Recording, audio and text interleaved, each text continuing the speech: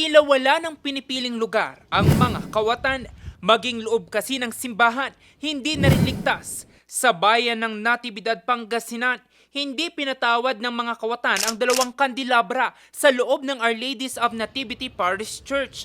Ang pagkawala ng religious item na diskubre ng isang 60 anyos sa lalaki pasado alas 5 ng umaga noong Biyernes, March 13. Itong naman, ginagawa nating effort ngayon, medyo hindi pa masyadong cooperative yung mga nandoon sa simbahan. Pero meron silang sinasabi na minomonitor na niya na maaaring maging person of interest. Sa mga kawatan, alam niyo po, sa mundo ng mga kriminal, wala naman kong ginagalang na commandment siya mga yan. Ang gusto lang ng mga yan, pera. Ang mga kandelabra, tinatayang nagkakahalaga ng 35,000 piso bawat peraso.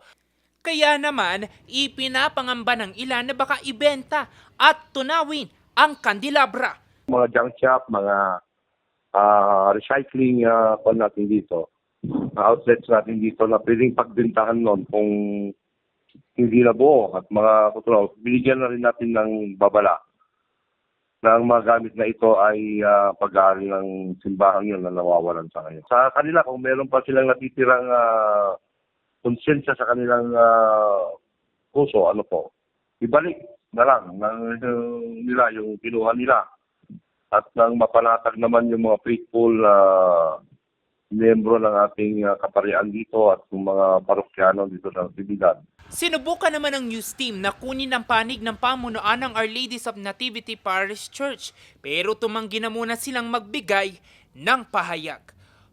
Jose Robert Inventor, RNG News.